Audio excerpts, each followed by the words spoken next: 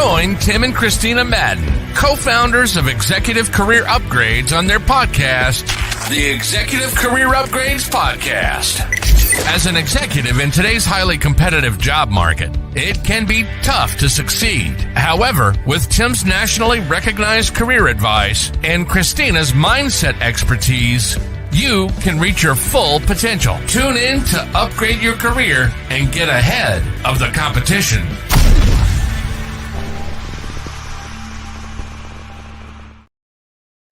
All right, everyone. Welcome to the Executive Career Upgrades Podcast with your hosts, Tim and Christina Madden. Hey, if you don't know us, we help those in corporate America, right, ascend to the level that they deserve, giving them the tactics and strategies they need to succeed. And I'm super excited today because we are kicking off the first episode of 2024. But before that, hey, huge shout out to everyone in the Executive Career Network, all nearly 13,000 of you, the fastest growing career network on Facebook. Go check us out. We would love to have you a part of our community. And to our friends and those joining us live on LinkedIn and YouTube, we appreciate you. Just wait and see what's in store for 2024. And of course, our listeners on Spotify, Apple, and everywhere on the internet. And before we get started, do me a favor.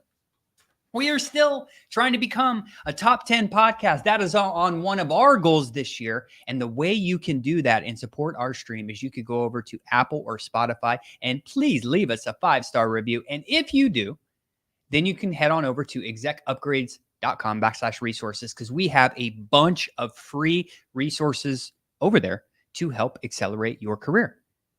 Christina, before we get started, what would you like to go over? Wow, you're turning into like a real live talk show host. I got to get it all out. You're like it could on be it. Someone's first time listening, so I got to make sure like they're in the right place. They know that they can trust us, right? Because of our long wall of undeniable proof of helping people in many facets and all the awards and accomplishments we've got throughout the years and more to come. You're on it. Love your energy. So it's hard for me to believe that this is the first podcast of the year because we have already done so much in the first 3 days of the new year. I'm like, what do you mean it's the first podcast? It's just wild. The days are already flying by. Hope you're still on track. Well, even yesterday we started it. We started kind of getting moving, getting going at like 7:30 a.m. And you were going until, which by the way, we did spend a little 3 hours of family time yesterday like we normally do. But then you even had a call last night. When did it start? 7:30, 8 o'clock? Started at 8 p.m. 8 Yep. p.m. That was my call with Elena Cardone. That lasted so about that an was hour. Nice. Yeah. So it was a long day. Yeah. Packed filled of self-development, mindset work, stretching the belief systems, and executing. Yep. Absolutely. Hey, before we get started, if you need help in your career to get the job and money you deserve in 2024, go on over to execupgrades.com/podcast. Let's kick us off, Christina. I know I'm going to let you kick this off because you were like so super excited. You've been talking about this for at least a month, right? So why don't you tell people what episode 113 is all about?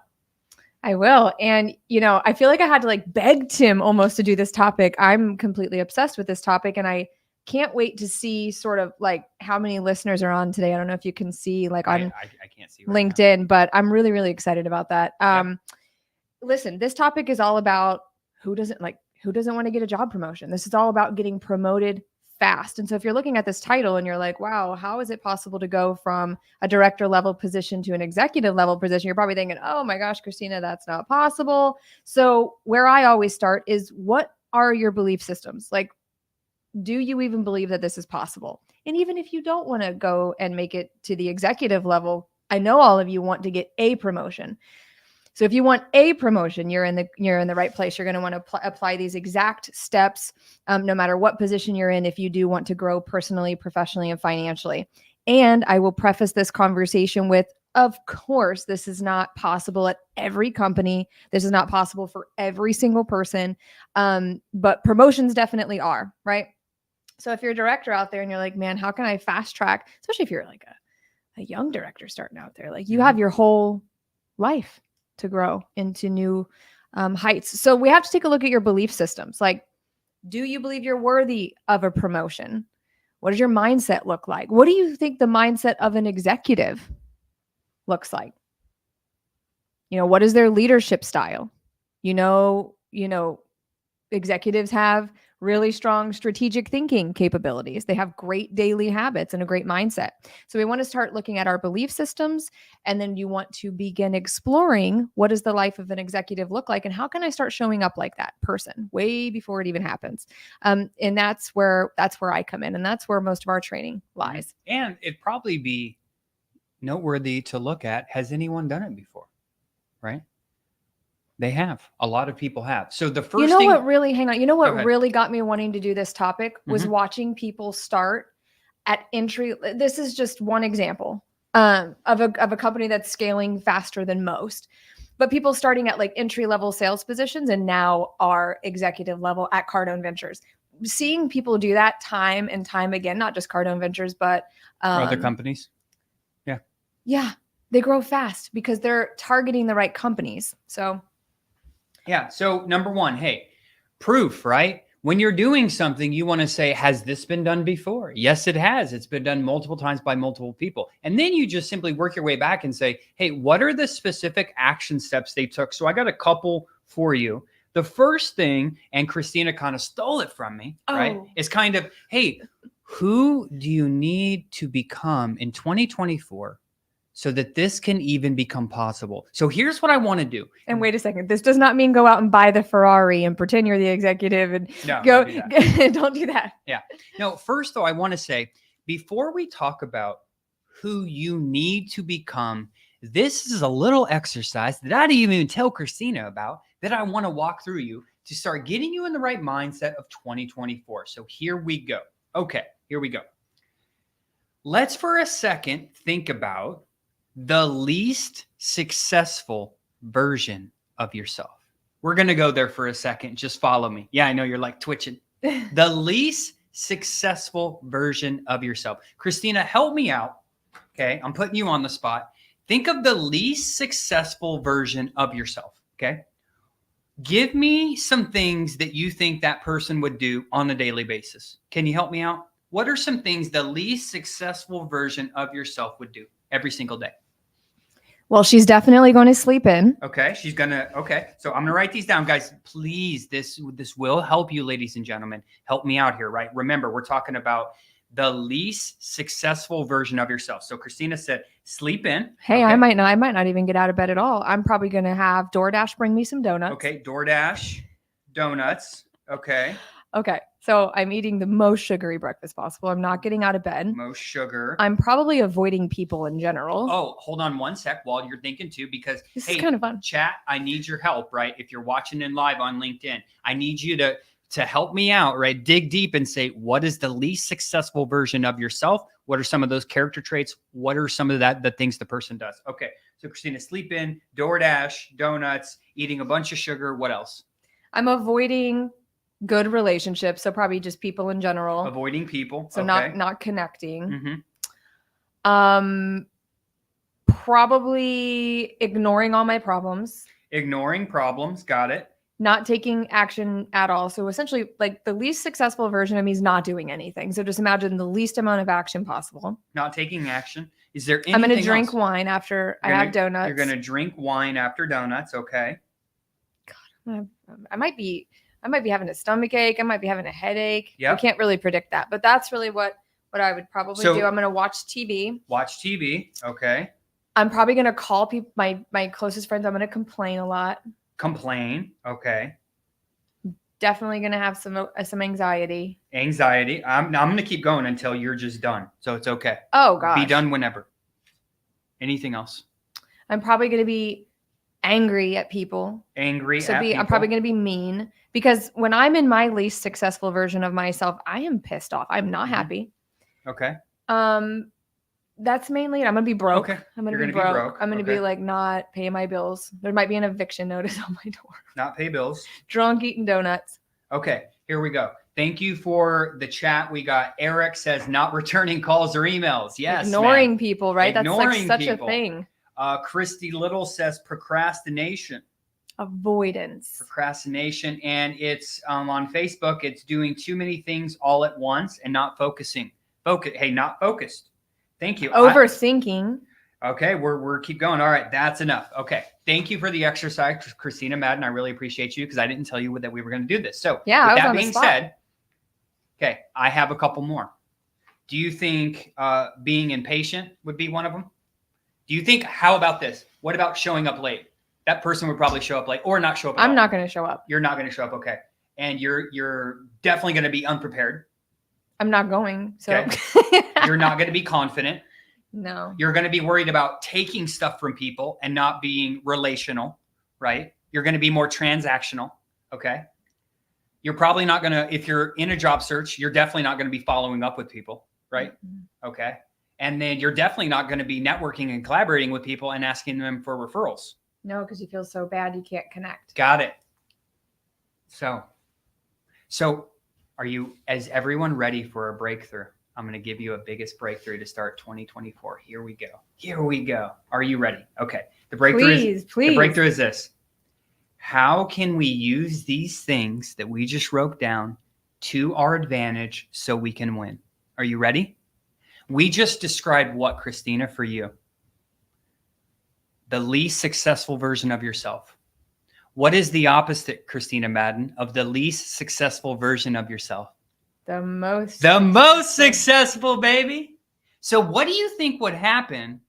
Okay, follow me, guys, ladies and gentlemen. What do you think would happen if everything you just mentioned? I never do it. No, we flipped it. Mm-hmm. So if we were impatient, what if we were patient? If we showed up late, what if we were always early? If we were underprepared, what if we were always overly prepared? If we were transactional, not relational, what if we were relational? Instead of not following up, what happens if we follow up? Instead of not asking referrals for networking, what if we ask for referrals? Instead of not sleeping in, what if we woke up early? Instead of eating DoorDash and donuts, we ate healthy food. Instead of avoiding people, we go hang out with people. Instead of drinking wine, drink water. Instead of watching TV, turn it off. Instead of complaining, be positive. Think about the opportunity. Instead of having anxiety about everything, be calm. Instead of being angry at people, be happy. Be nice. Instead of not paying your bills on time, pay them early. Ooh, not procrastinating. Doing things immediately. Overthinking. Focusing. Yeah. Congratulations. But wait a second, Tim, that sounds really hard. Success is not easy, ladies and gentlemen, and it's a daily battle with yourself. Okay? The good news is you're the problem. The good news is you are the solution.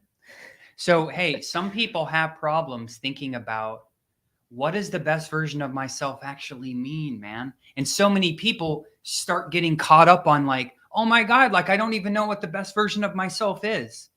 So we did a little exercise that's easy for most people, Christina. And why is it easy for most people? Well, I will tell you why. Hold on. Christina, do you think it's easier for our brain to find problems than solutions? Yep. Wow. Another level unlocked. So let's use our anxiety-driven, threat-finding brains for something good for once. Isn't it annoying too that like when you really come to the realization and understanding that your brain is literally mapping out its personal attack on everything great you want to do? Yeah. Like that's so annoying. Well, we just did that on our leadership call yesterday, remember? And maybe that would benefit. And then we'll get into some tactical stuff, right? But first, hey, if you just take this away from the podcast today, you're going to own life. So what I would challenge you to do before I get into this next part, okay? Excuse me, is write down the least successful version of yourself and take 15 minutes. Put a timer on and say, 15 minutes, I'm going to go to the deepest, darkest parts of my brain, right? And then literally flip the script after you're done. And if you were to focus on those things every single day, you will have the life you want. And not only that, but like your brain is watching you. So when you decide to flip this script and do only great things, your brain starts to notice and it becomes your baseline. It really, really does. So every time you're not sleeping in, ordering the donuts, having the wine, avoiding people, all the things we just talked about, your brain does notice that. Yes. And so if nothing else can get you excited, let it be that like, hey, I can, make the decision to rewire my brain and run at a better baseline. That's what we did. Well, the other thing too is as we make self-development the hugest priority every single day. And what do you know? Unlocking new levels all the time, right? But hey, I want to stick with this brain part of, because you used the word attack, and specifically what we made the team watch, right, was you have to learn your mind. And here's what I mean by that. You have to know if you're set in doing the same things the same way. You have to know this, that when you start to even think about potentially changing anything you're doing, your subconscious mind goes into a personal attack mode.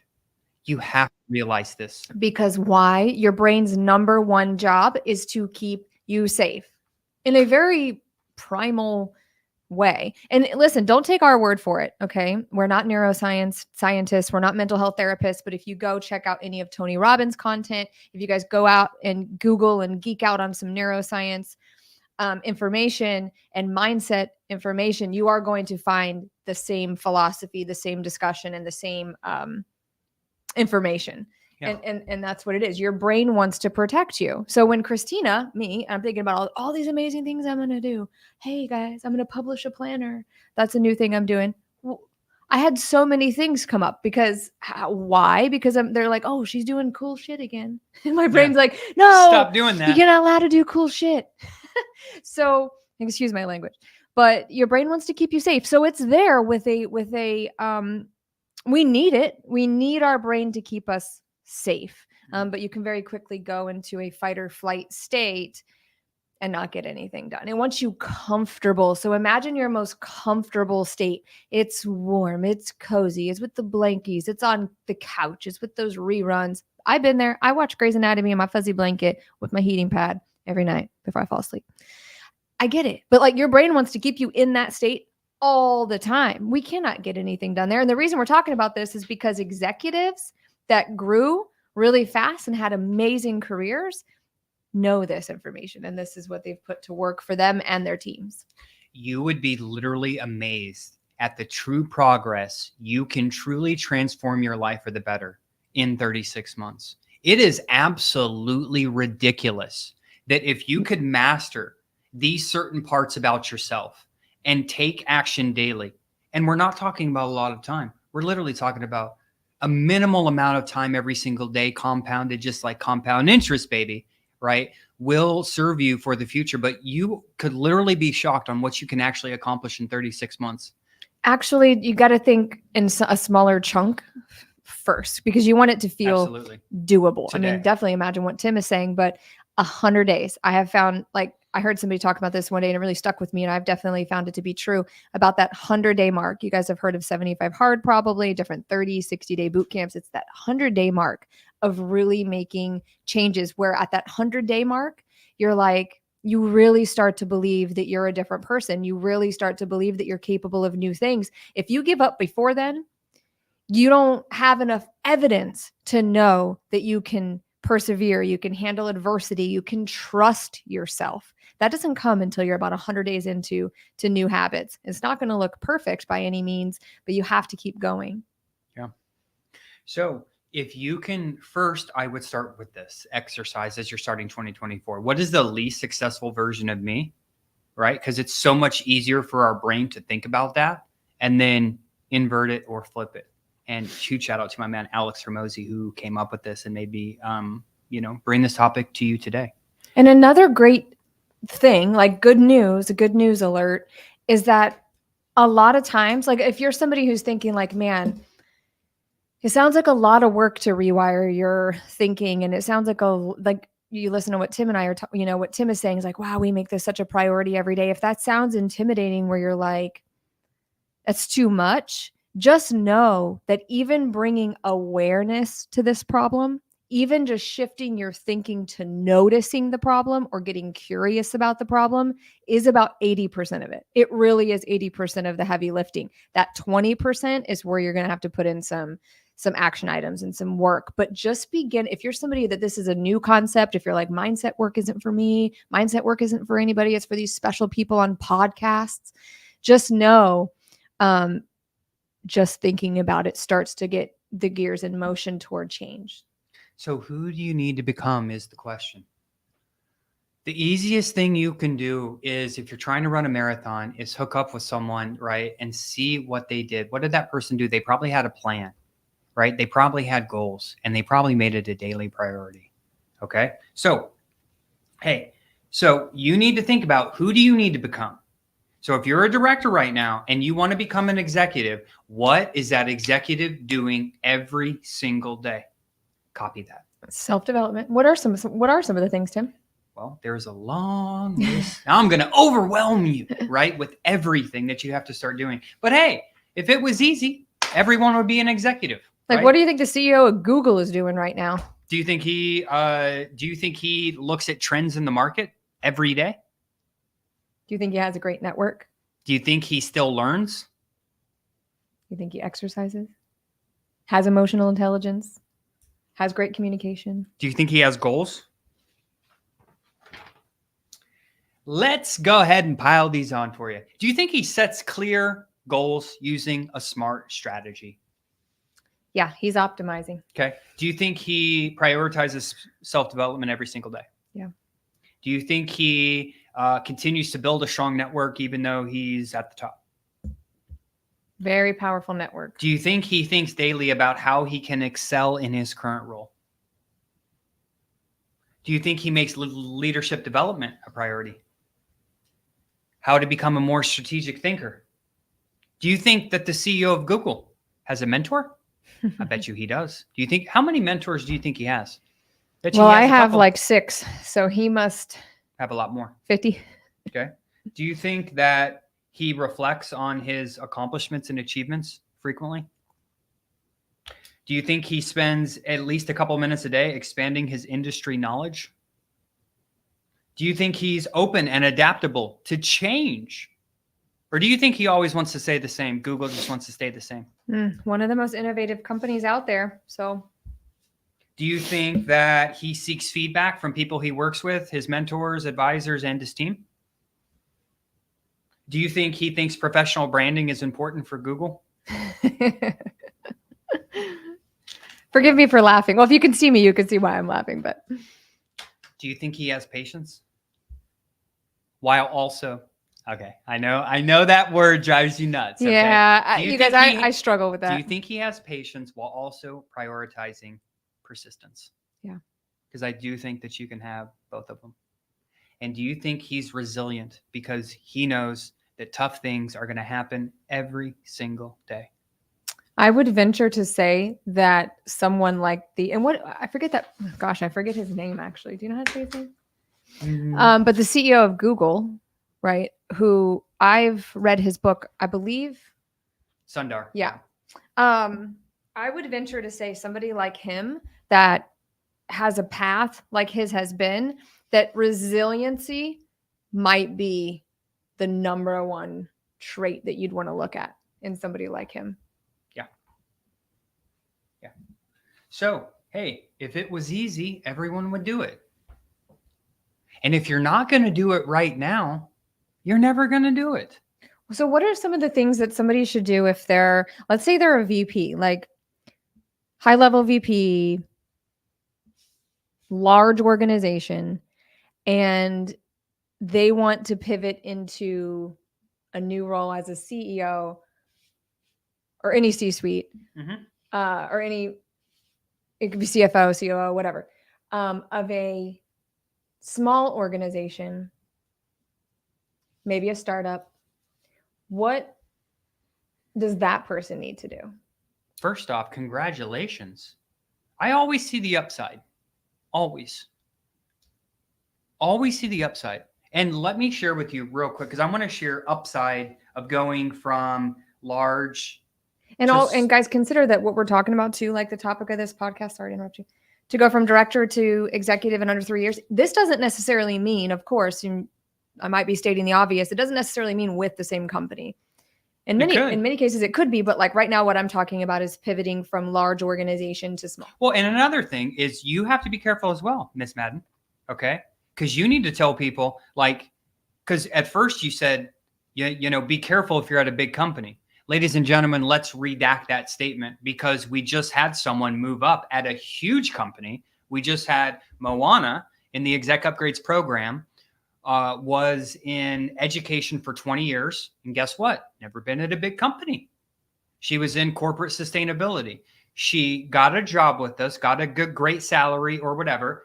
Here she was right here. And then she had her boss.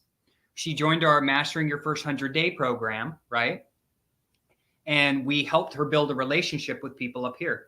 What do you think happened in 5 months?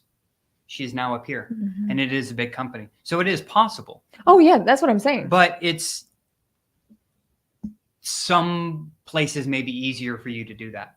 But it is possible in every single company. I just want to say that. Like, it's not, it is possible. If you have been a director for 5 years at your company right now, okay? And again, I'm not saying it's easy. Hey, I could run a sub 3-hour marathon, but hey, let's be honest. I got some training to do. Okay. Right. It is possible. You just have to put in the work. But with that being said, look at the upside all the time. Say you're going from large to small. Okay. What I loved Alex Hormozi, sorry, I'm going to bring him up all year. He's probably. like having a whole I'm obsessed. bromance. Yeah. I don't think Alex knows anything about it, but he's in a bromance with Alex Hormozi right now. Check this out. He says there's a claim to be made both ways. He's a business owner, right? And he will go to a conference and people say, yeah, but if someone say he was competing, say I owned a business and I'm a big business and you're a small business. Okay. Let's say we're competing for someone's business. My claim would be, why would you want to go with this person? They have a small business. They're working out of their mom's basement. I have proven processes and templates and et cetera. Okay. But your claim could be, hey, you don't want to partner with Tim Madden. You're not going to work with Tim Madden. You're going to work with Tim Madden's team, who's less experienced than Tim Madden, and they just have policies, et cetera. If you partner with me and my small business, you're going to get me, and I'm going to be there. So there's a claim to be made on both sides. So remember, always look at the upside. People focus on the downside all the time. Why? Because our brain always wants to focus on the downside. Okay. So think about this. Imagine right now, if you're at a large company, let's think about the upside. Do you know how much impact you could have at a small company? Do you know how small companies don't even like track KPIs until they become basically an 8-figure company? So do you realize if you're at a large company and you're a VP and you oversee large teams, large budgets, et cetera, do you know with your knowledge what you could do to a company that's an 8-figure company? You could literally 10x their business just by coming in, right? Right or wrong. Okay. So, and there's a claim to be made. There's always a claim to be made. So it's absolutely possible. But it sounds a lot like hard work doing all this stuff, Christina. Yep, that's why we're going to need resiliency. That's why you're going to need resiliency. But so when I threw that scenario out to Tim, I need to get back to your question you originally asked me. You said, what should be the first thing they do? The very first thing is you need to decide, well, obviously first thing is like, I need to commit to plan. So planning. I need to commit and I need to believe it's possible. But let's say by that, like the first action step, I want to know what is the right vehicle for me. Okay. So you really need to sit down because, hey, everyone listening to this and who may listen to it later, you all have different skills, right? Some of you are marketers, chief marketing officers, director of marketing. You could be in finance. You could be whatever.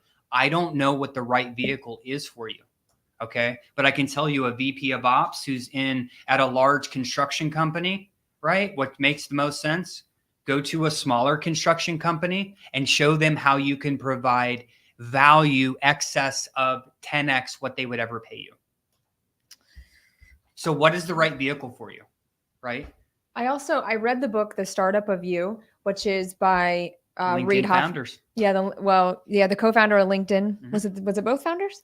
I thought it was just one, I think. The Startup of You. Yep. Aside from my book, The Fearless Executive, which obviously is suiting for the topic here. Aside from that book and Tim's book, this is my favorite book about career growth specifically. And one of the things he talks about is think of your career as if you are an investor. So picking an industry, not a job. So anyone around that is, kind of like that version of my least successful self, where you're just basically avoiding everything because you're depressed and confused and not taking action. Some of the reasons people end up in that rut is because they don't know what they want to do, what they want to target, what's the right vehicle. So when you hear Tim say, hey, what's the right vehicle? If you don't know the answer to that question, I have a simple answer for you. It's target where you're going to make the most money and have the most impact. So looking at it like you're an investor, right? Yep. And so when you're leaving this large organization, you get to then choose what industry.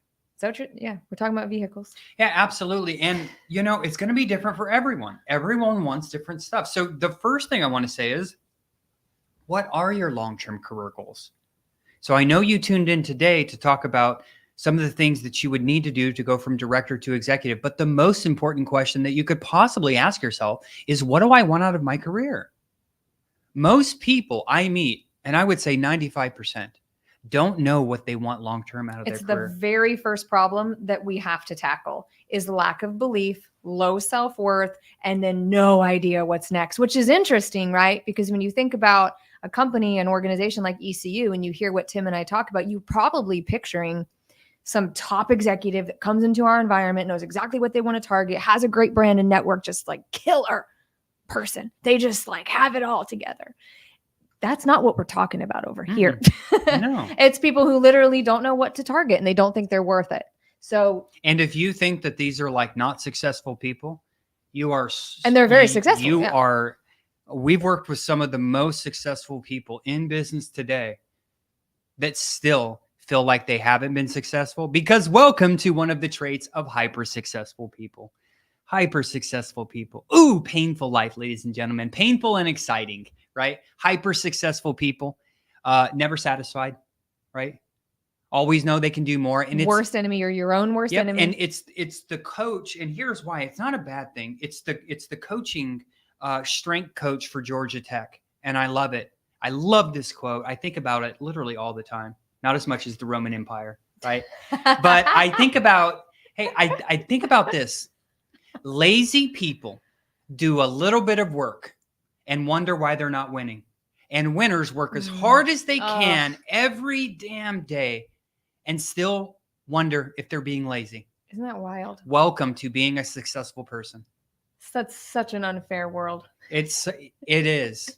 It is, right? So know that if you are a successful person, right, and you have those thoughts all the time, welcome to the success club, my friend. It never ends. It never ends to the highest levels at Google, the highest levels of IBM, and the highest levels of Apple, because I have worked with those people and none of them think they're successful and they're running half the world. And I'm like, and they're still trying to figure it out as well. And some of the things that we do here to help people make these pivots is obviously focusing on branding. You guys can't escape that anymore as far as needing an executive presence on all platforms. People need to be able to trust you and land somewhere and understand what you stand for, what your messaging is. You don't have to go viral. You don't have to have hundreds of followers, even thousands of followers, but you do have to exist out there and have some sort of relevancy in your industry. So branding, network, and having a strategy with connecting, and then an interview strategy. And then once you get into the role, something that we help people with is being successful in the first 100 days. And which is funny because I just talked about my belief around the 100-day mark. And so if you're like, wow, I wonder how they could help me really get into this role and be successful in this role and get promoted quickly, that's what the first 100 days is and about. I love this because everyone thinks, whether it's leadership and development, whether it's mastering your first 100 days so you get promoted quickly, or whether it's landing a job, I will let you know, ladies and gentlemen, there is nothing mysterious that we do here. Nothing mysterious, nothing secret, okay? Yes, we do use some cool systems to do some cool stuff, but beyond that, follow me for a second, okay? When we talk about, for instance, there are only, so we were talking about this earlier. Let's be honest. there's only so many ways you can get a job. And what I'm talking about now is just new behaviors. Okay. Let's talk about all the ways that you could land a new job, Christina, because I can see you. You're like, no, we do special stuff here. We do, but follow me for a second. Well, the reason it's so special is because you don't know what it is we do. So you don't know what you don't know, what you don't know. So Exactly. when you come into our environment, it's like, wow, I just never thought of my career in this way. But we think it's nothing groundbreaking or special because we specialize in it. So that's something to think about. Yeah. Well, what I really meant was, let's go through all the ways you could possibly get a job. Yep. Let's list them out. So Okay. cold outreach. Okay. Cold outreach. So that could be, let's say that's applying for jobs. That's emailing people. That's hitting people. I was up thinking on like, LinkedIn. DMs, private message, email, calling. Yep. Okay. Okay. So you have that. Then you have job boards. Okay. Then we have job boards. Then you have recruiters. Okay. Then you have, what do you mean? Like a headhunter came and got you. They messaged you. They have it. Like a corporate recruiter got. By the way, these are our least favorite ones. You know why? Because they take a long time. You have no control over the job search itself, and it's Russian roulette. It may or may not work. So, let's see. We could. So headhunter, you reach out and use a recruiter yourself. Yep. Maybe if you find a good one. Yeah. Network with people. What about those very lonely, cold? What is it called? Like a seminar? Oh, like a business conference type thing? Yeah. Okay. Or like what is it? Like a job fair. A job fair? Okay. Business conference, job fair. But either way, we could keep going, right? There's only so many ways to get a job, right or wrong. Right.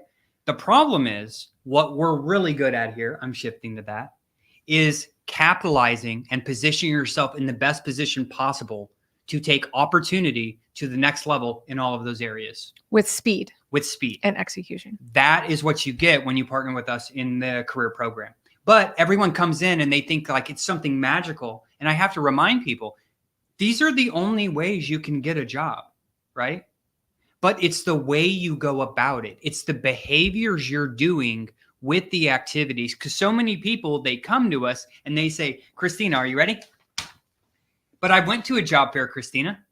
But I went to a business conference, but I've networked. I've reached out to every single person I know, Christina. I've worked with a headhunter. A headhunter did find me, but I've been on all the job boards. I've applied to thousands of jobs. They ghosted me. And I've done cold outreach. Christina, I've already done all of this. I am doomed for a life of never getting the job and money I deserve.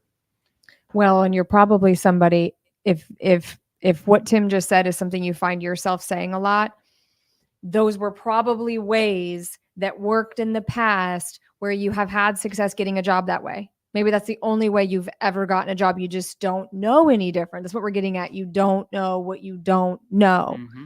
So, yeah. So what do you say to the guy who comes to us? 95% of our clients done all of it. I've already done all this. They don't find us when they're doing great. For me to blow your mind now? They don't find us when they're getting a ton of high quality interviews and doing amazing. I mean, let me remind you, we get people by the time they've gone through every single one of these. Desperation. We get desperate,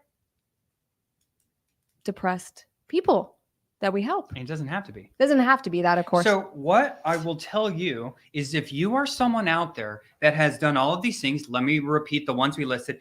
Went to business conferences, went to job fairs, worked with headhunters. Headhunters reached out to you, have talked to all your network, been on the job boards, then cold outreach. Are you ready for this? Then you must be doing it wrong, because there's only so many ways to get in front of people who can actually hire you. So if you are doing all of those things, okay, and you are not finding success, then you are simply doing them wrong.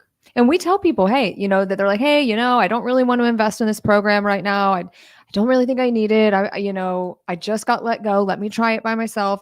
Okay, cool. Go ahead. Like, there's only a few ways to do it. And then they come back to us because it doesn't work. And what's the definition of insanity is doing the same thing without getting, a new outcome. Because so Tim, if none of these things work very well, and I've done all of them, and you're doing them wrong.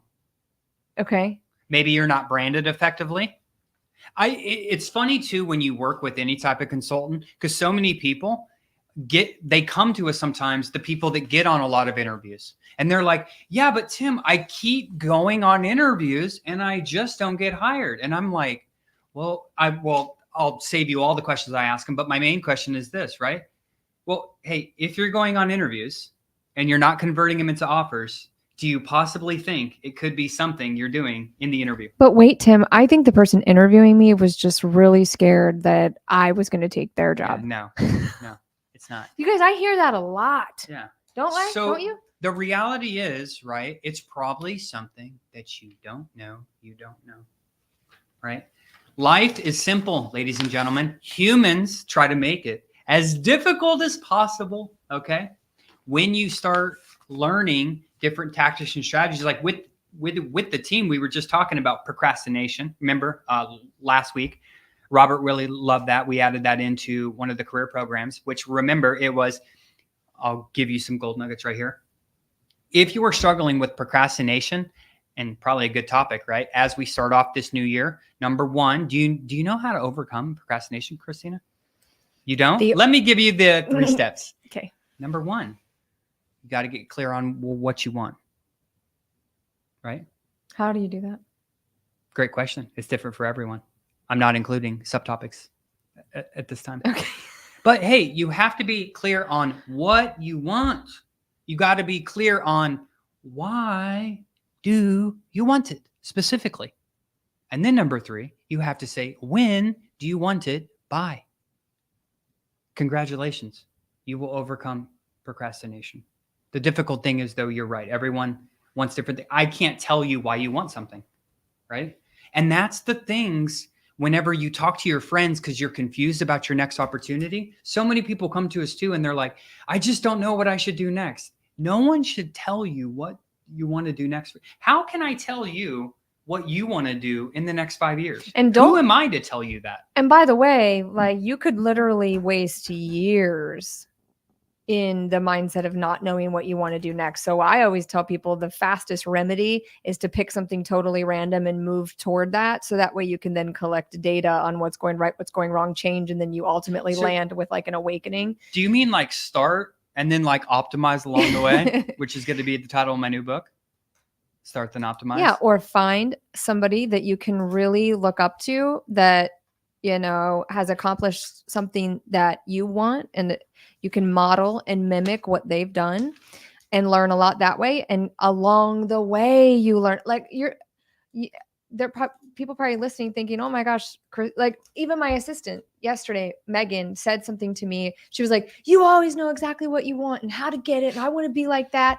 And I'm like, man, I am so glad that I always project that like level of, you know, confidence, but like, I don't always know exactly what I want. It requires for me to sit down and get intentional about it and do some thinking and soul searching and writing and getting help, guys, to really figure out what that next target's going to be. So, hey, as we come to a close here, we wanted to talk about, hey, so let's recap. If you're trying to become a director to an executive, it's time to get to work.